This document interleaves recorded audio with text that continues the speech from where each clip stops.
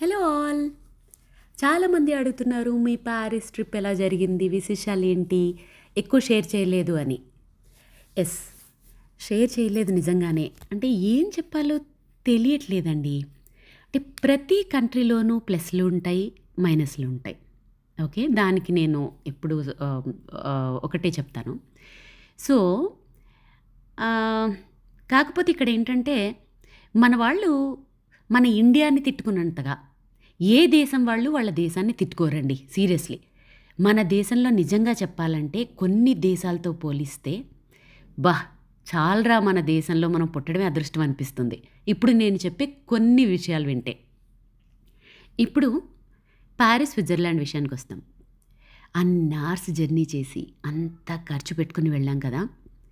Switzerland నిజంగా చెప్పాలంటే కొంచెం ఈక్వల్గా మన కాశ్మీర్, గుల్మార్గ్ అలానే అనిపించింది. కాకపోతే కొంచెం ఎక్కువ స్పేస్లో ఉన్నది. నాకే అలా అనిపించింది. ఇదంతా నా పర్సనల్ ఒపీనియన్. ఓకే, జనరల్గా షేర్ చేసుకుంటున్నాను. సో నెగిటివ్ కామెంట్స్ చేసేవాళ్ళు ఇక మీ ఇష్టం. జనరల్గా షేర్ చేసుకుంటున్నాను. అంతకు మించి స్విట్జర్లాండ్లో ఏం లేదు. ఓకే, ప్యారిస్ అసలు మన్మధుడు సినిమాలో విజయభాస్కర్ గారు అప్పుడే చెప్పేశారు తెలుసా, బ్యాగ్ పోయినప్పుడే నాకు ప్యారిస్ మీద గౌరవం పోయిందని. అప్పుడు మనం అది జోక్ అనుకున్నాం. కానీ ప్యారిస్కి వెళ్ళేవాళ్ళు ఏ మాత్రం ఏమరపాటుగా ఉన్నా మీ ఒంటి మీద బట్టలు కూడా కొట్టేస్తారు. అంత పెద్ద కంట్రీలో అసలు ఆ థింగ్ని నేను ఇప్పటికీ మర్చిపోలేకపోతున్నాను. అసలు అది ఎంత దరిద్రం కదా. అది అసలు ఎట్లా గవర్నమెంట్ కేర్ తీసుకోకుండా ఉందో నాకు అర్థం కాలేదు.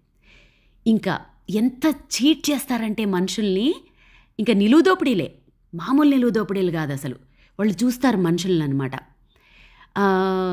ఇంకా మీరు ఏది ముట్టుకున్నా చేతులు కాలే కాస్ట్ ఉంటుంది. అఫ్కోర్స్ అది వాళ్ళ కంట్రీ అనుకోండి, మనం దానికి అది ఫిక్స్ అయితేనే వెళ్ళాలి.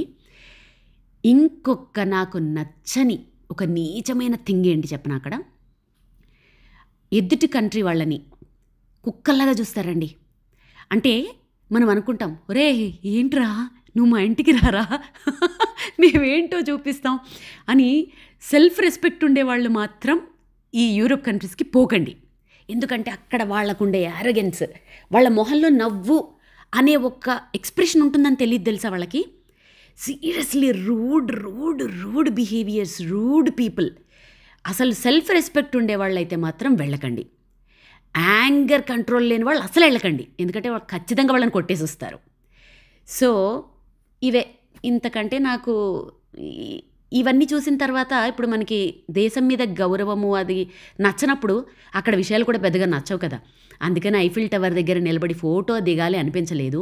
దాని ముందు మీరేమనుకోకండి, మన రామంతపూర్ టీవీ టవర్ చాలా గొప్పగా కనిపించింది. అఫ్కోర్స్ అంటే వాళ్ళ బిహేవియర్లు, వాళ్ళ ట్రీట్మెంట్లు, ఆ దొంగతనాలు అన్నీ చూసిన తర్వాత నాకు అనిపించింది. అందువల్ల నేను అలా కార్లో వెళ్తూ ఏదో ఉండాలి కదా అన్నట్టుగా ఏదో తీసుకున్నాను తప్ప, ఇది నా ఏమంటారు రిపోర్ట్ అనమాట. సో ప్యారిస్కి, యూరోప్ కంట్రీస్కి వెళ్ళాలనుకున్న వాళ్ళు మెంటల్గా ఫిక్స్ అయిపోండి.